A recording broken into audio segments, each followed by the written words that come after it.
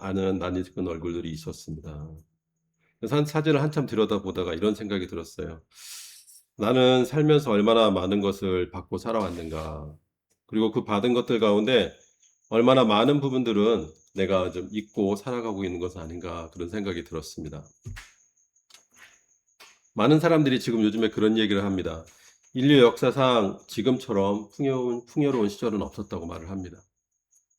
그 버튼 하나 누르면 어떻게 돼요? 찬물, 더운물 다 나옵니다. 그렇죠? 그 손바닥만한 기계로 지구 반대편에 있는 사람과 어떻게 돼요? 대화를 할 수가 있습니다. 그리고 어떻게 돼요? 얼굴을 보며 통화할 수도 있습니다. 그런데 이상한 일이 한 가지가 있습니다. 삶은 그렇게 넉넉해지는데 마음의 감사는 자꾸만 옅어집니다. 왜 그럴까요? 성경은 이러한 물음에 대해서 아주 단순하게 대답을 합니다. 우리가 감사하지 못하는 것은 적게 받아서가 아니라 많이 잊었기 때문이라고 성경은 저에게 답을 하고 있습니다. 그래서 오늘 말씀 앞에 함께 서겠습니다. 도대체 감사란 무엇인가? 저는 그렇게 생각을 정리해 봤는데요. 어쩌면 감사는 창고와 같은 것인지도 모르겠다. 다만 그 창고에 쌓이는 것은 우리가 받은 물건이나 형편이 아니라 기억이라는 것입니다. 감사는 기억을 차곡차곡 쟁여두는 창고라는 말씀입니다. 그래서 그 창고가 넉넉한 사람은요, 많이 가진 사람이 아니라 많이 기억하는 사람입니다. 여러분, 기억의 창고가 있는데 그 안에 무엇을 이렇게 쟁여두고 살아가는지 모르겠습니다. 이게 누가 부자라고요? 감사를 많이 쌓아둔 사람. 그렇죠. 다윗도 인생에 그런 아마 순간들이 있었나 봅니다. 시편 103편을 보게 되면 다윗은 어떻게 돼요? 그 누군가를 향해 설교하고 있지 않습니다. 바로 자신에게 설교를 하는 모습을 볼 수가 있습니다. 이렇게 말씀하고 있습니다. 내 영혼아 여호와를 송축하라. 누구를 지금 불러내고 있어요? 자기의 영혼을 불러내고 있습니다. 어쩌면 자기의 영혼이 잠들었는지도 모르겠습니다. 그것을 깨우기 위해서인지 그 영혼을 불러내며 다윗은 이렇게 말씀합니다. 그의 모든 은택을 잊지 말지어다. 누구의 은택을 잊지 말라고요? 여호와 하나님의 은혜를 잊지 말라고 자기 영혼에게 설교하고 있는 모습을 볼 수가 있습니다. 어항 안의 금붕어가 항상 행복하대요. 왜 그런지 아시나요? 어항 안의 금붕어가 왜 이렇게 행복한 줄 아세요? 세상을 모르니까. 기억력이 0.3초밖에 안 되기 때문입니다. 항상 새롭습니다. 제가 시골에 살았습니다. 이제 여름 장마가 거치고 햇빛이 쨍쨍 나게 되면 어떻게 돼요? 이제 곡식들을 이제 마당에 말린단 말이에요. 그럼 누구가 와요? 닭들이 와요, 닭이. 그 곡식 어떻게 먹어보려고. 그럼 닭을 쫓아요. 뒤통수를 한 대 툭 치면은 닭이 나주고 하고 도망갑니다. 그리고 대여섯 발자국 가다가 어떻게 돼요? 다시 돌아와요. 왜 그럴까요? 막고서 몇 발짝 가는 동안에 까먹는 거예요. 그 다시 와요. 자, 하나님 앞에 우리의 모습은 어떤가요?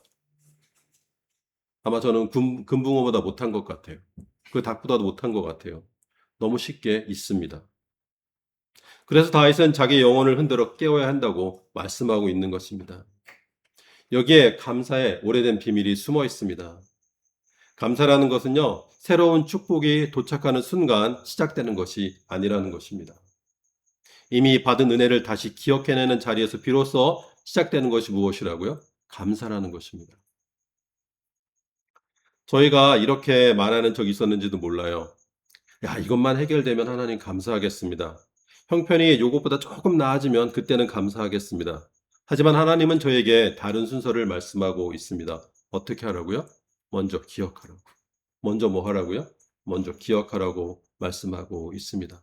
저희들의 마음과 눈은요, 아직 오지 않은 것을 향해 있어요. 하지만 하나님은 뭐라고 말씀하세요? 이미 지나온 은혜를 돌아보라고 말씀하고 있습니다. 그래서 이렇게 말할 수 있어요. 여러분, 감사는 미래에서 오는 것인가요? 감사는 미래에서 오는 것인가 한번 생각해 봤으면 좋겠어요. 하나님의 말씀에 근거한다면 감사는 미래에서 오는 것이 아니라 어디에서 오고 있어요? 과거로부터 오고 있어요. 우리가 그것을 기억함으로써, 그렇죠? 무언가 내가 원하는 것들이 올 때 감사하는 것이 아니라 이미 내 삶 속에 수많은 것들을 베푸신 그 과거의 사건들을 기억해 내므로써 우리는 어떻게 된다고요? 하나님께 감사할 수 있게 되는 것입니다. 그런데 여러분, 우리 기억의 창고를 열고서요, 그 기억의 가장 밑바닥으로 가보니까 거기엔 누가 계셨어요? 언제나 우리를 먼저 기억하고 계셨던 하나님이 계신다라는 것입니다. 우리는 잊어도요, 하나님 우리를 결코 잊지 않으세요. 그렇게 생각해 본다면 우리의 가장 오래된 미래는 누구이시겠어요? 우리의 가장 오래된 미래는 우리를 결코 잊지 않으시는 하나님 아버지이십니다. 우리의 가장 오래된 미래, 누구라고요? 하나님이시라고요. 우리는 뭐 새로운 거 많이 찾잖아요. 새로운 것이 우리를 구원해 줄 것처럼 착각하며 망각하며 살아가고 있잖아요. 하지만 그 미래는 그 예전부터 우리를 어떻게 해요? 기억하고 사랑하고 계셨던 가장 오래된 미래인 누구로부터 오고 있다고? 하나님이라는 것입니다. 그런데 신명기 6장 2절에서는 조금 다른 각도에서 같은 이야기를 하고 있는 것을 바라볼 수가 있습니다. 조금은 다른 각도인데요. 결국은 같은 이야기예요. 제가 본문을 읽어보겠습니다. 너는 조심하며 너를 애굽 땅 종되었던 집에서 인도해내신 여호와를 잊지 말고 이렇게 말씀하고 있습니다. 지금 이 말씀이 선포되는 곳은 어디예요? 아직도 이스라엘 백성이 어디에 있었을 적이에요? 광야에 있었을 적이었습니다. 약속의 땅 가나안으로 들어가기 전에 하나님은 모세를 통해 이미 그들이 무엇을 잊게 될지를 내다보고 계셨다라는 의미입니다. 그렇다면 한번 생각해 봤으면 좋겠어요, 여러분. 이스라엘이 가장 위태로웠던 순간은 언제였을까요? 이스라엘이 가장 위태로웠던 순간은 언제였을까요? 홍해 앞이었을까요? 아니었습니다. 광야였을까요? 그것도 아니었습니다. 오히려 집을 짓고요. 포도원을 일구고요. 곡간에 곡식이 쌓이는 바로 그 순간, 모든 것이 풍족해지는 바로 그 순간이 이스라엘에게는 가장 위태로운 순간이었습니다. 그럼 풍요로워지면 좀 어떻게 돼요? 배부르고 둥 따스면 어떻게 돼요? 우리는 은근히 하나님 없이도 살 수 있을 것처럼 착각을 하게 됩니다. 그래서 하나님은 모세를 통해 자꾸만 같은 말씀을 반복하고 계세요. 그들의 삶이 어찌할지를 이미 알고 계시기 때문에 모세를 통해 계속 같은 말씀을 반복하고 있어요. 어떤 말씀을 반복하셨을까요? 잊지 마라. 잊지 마라. 말씀하시는 거예요. 여러분, 성경을 살펴보게 되면 죄라는 녀석이요. 우리를 찾아올 때 막 요란한 그럴듯한 눈에 띄는 모습으로 우리를 찾아오던가요? 결코 그렇지 않습니다. 죄라는 녀석은요, 망각의 얼굴로 우리를 찾아옵니다. 이스라엘이여 한 번도 하나님 없어 그러고 선언한 적이 없어요. 그들은 다만 하나님을 잊었어요. 하나님 안 계세요 라고 말한 적이 없다라는 거예요. 하지만 그들의 삶을 통해서 은연중에 그들은 여호와 하나님을 너무 쉽게 잊어버렸습니다. 홍해를 잊었고요. 만나를 잊었고요. 반석에서 흘러나온 물을 그들은 결국 잊게 되었습니다. 그 망각의 자리에 어떤 것들이 들어오기 시작해요? 바로 우상이 들어와 앉기 시작했습니다.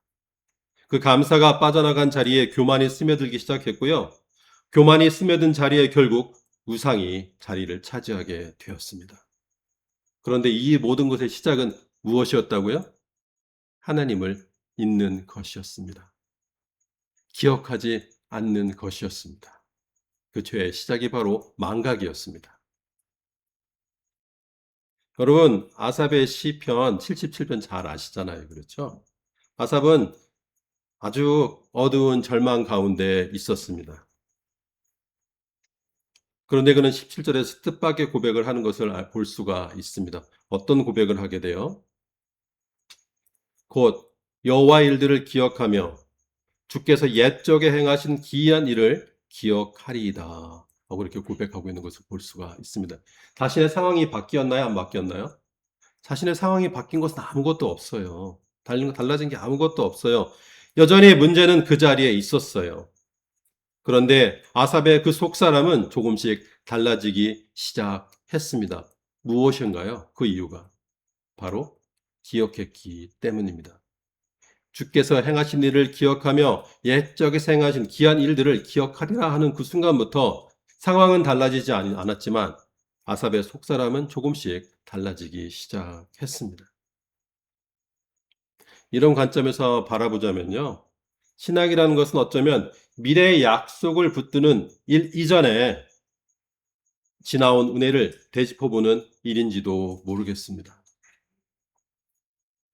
하나님께서 어제 나를 인도하셨다면 오늘도 나를 인도하실 것이기 때문입니다. 하나님께서 어제 나를 살리셨다면 오늘도 반드시 나를 살리실 것이기 때문입니다. 어제 나를 버리지 않으셨다면 하나님은 오늘도 나를 기억하시고 버리지 않을 것이기 때문입니다. 이렇게 기억은 아주 조용히 저희들의 믿음을 낳고 믿음은 다시 감사를 낳습니다.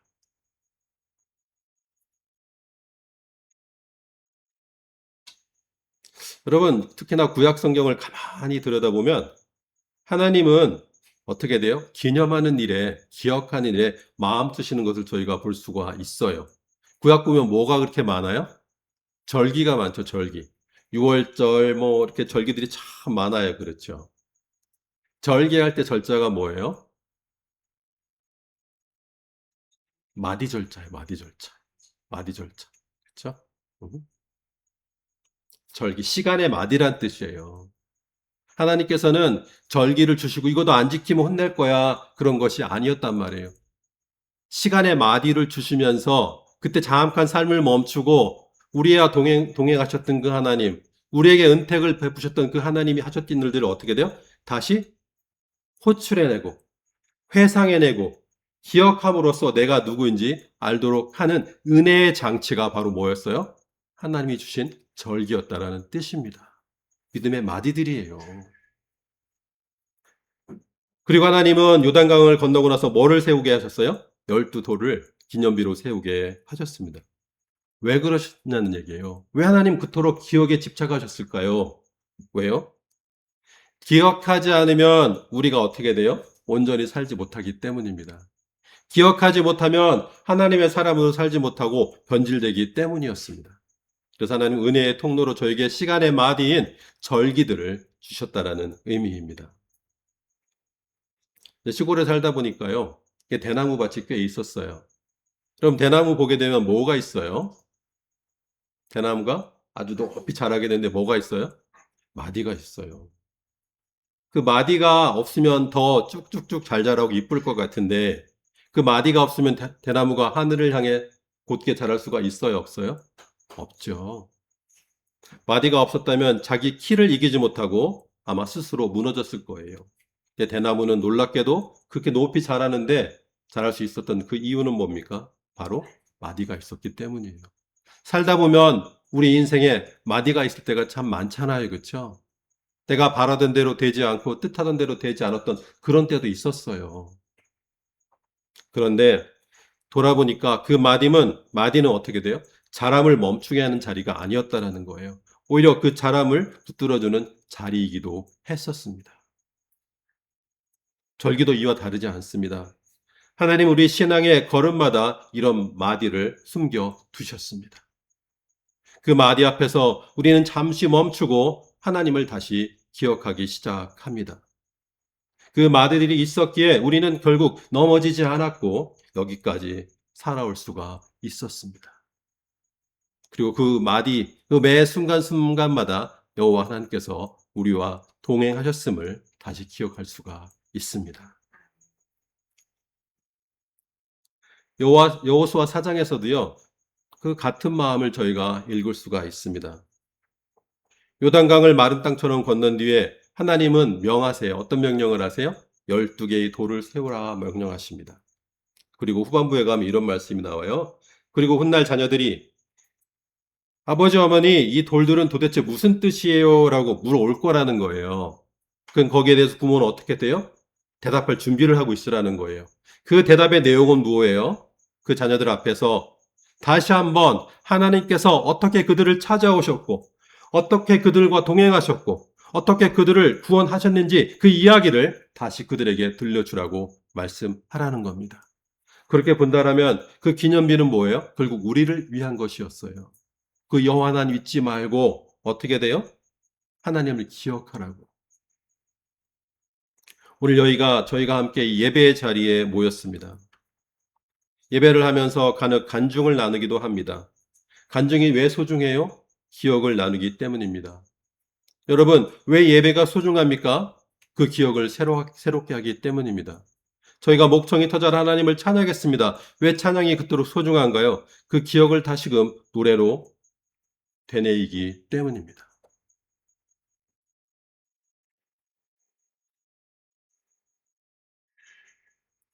예수님은요, 십자가를 지기 전 마지막 식탁에서 이렇게 말씀하셨어요.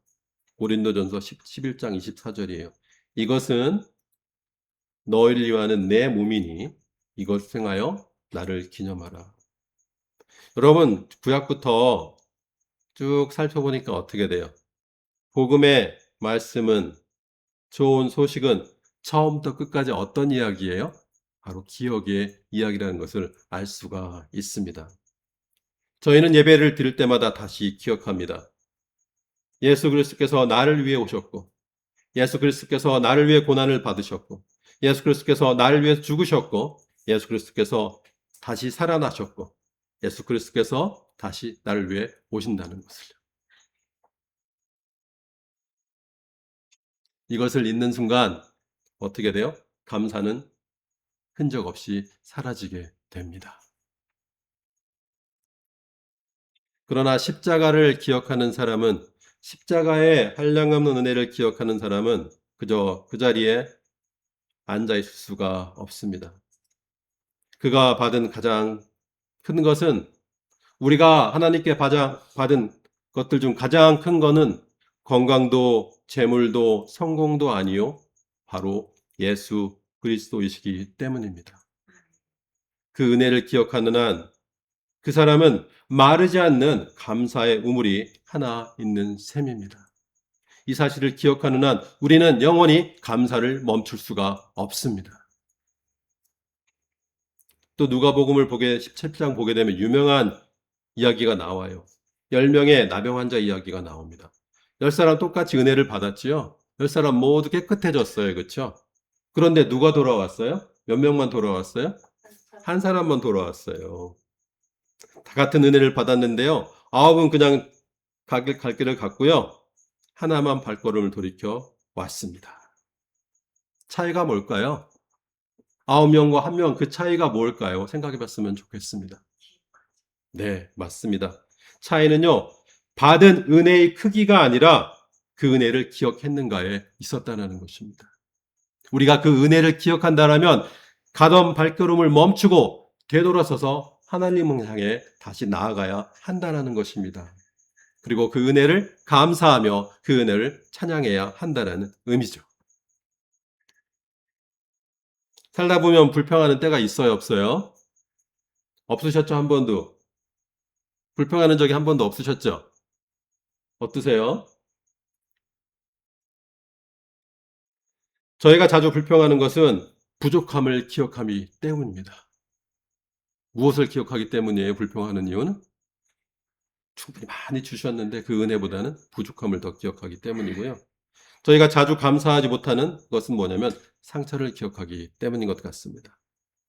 그러나 하나님 말씀은 저에게 말씀하세요. 다른 것을 기억하라고 말씀합니다. 상처보다는 무엇을 기억해요? 은혜를 기억하라고. 그 가운데에서도 저희를 붙들어 주신 하나님의 손길을 기억하라고 말씀하고 있습니다.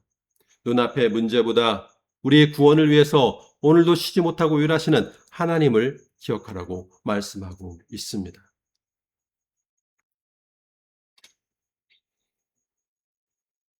사랑하는 성도 여러분, 제가 여러분과 지금까지 나눈 말씀 그렇게 화려하지가 않습니다. 이 모든 말씀을 한마디로 정리하자면 결국 뭐겠어요? 잊지 마십시오. 기억하십시오.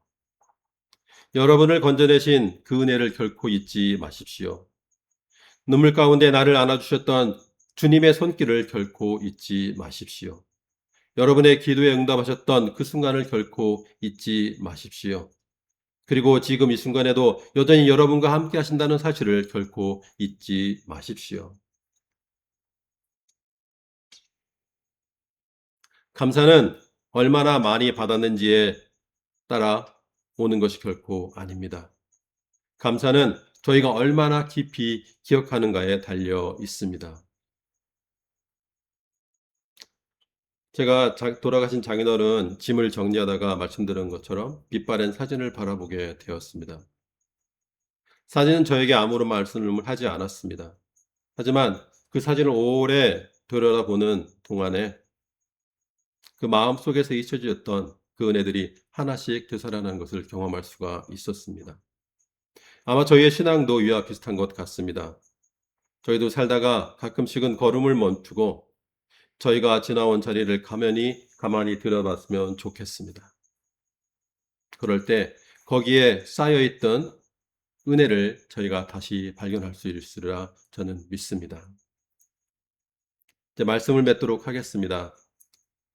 다윗의 노래로 오늘 말씀을 다시 되새겨 보고자 합니다. 내 영혼아 여호와를 송축하며 그의 모든 은택을 잊지 말지어다. 오늘 하루도 우리 삶의 작고 사소한 순간들 속에서 하나님의 은혜를 조용히 기억해내는 우리 모두가 되기를 간절히 바랍니다. 기도하겠습니다. 하나님, 오늘도 저희는 이 자리에 와서 얼마나 많은 은혜를 이미 받았는지 헤아려 봅니다. 저희 삶이 넉넉해질수록 저희 마음은 자꾸 가난해졌습니다. 받은 것은 많아지는데 기억하는 것은 자꾸 줄어들었습니다. 하나님, 저희의 잊어버림을 용서하여 주시옵소서. 홍해를 잊었고 만나를 잊었고 저희를 여기까지 인도하신 그 하나님의 숱한 손길들을 잊고 살았던 저희들을 용서하여 주시옵소서. 오늘부터는 저희 마음에 창고 하나를 짓게 하여 주시옵소서. 많이 쌓아두는 창고가 아니라 많이 키워하는 창고를 지어 주시옵소서. 그 창고 안에 주님이 저희를 부르신 순간을, 눈물 가운데 저희를 안아주신 손길을, 기도에 응답하신 그날의 떨림을 하나하나 잘 정해두게 하옵소서.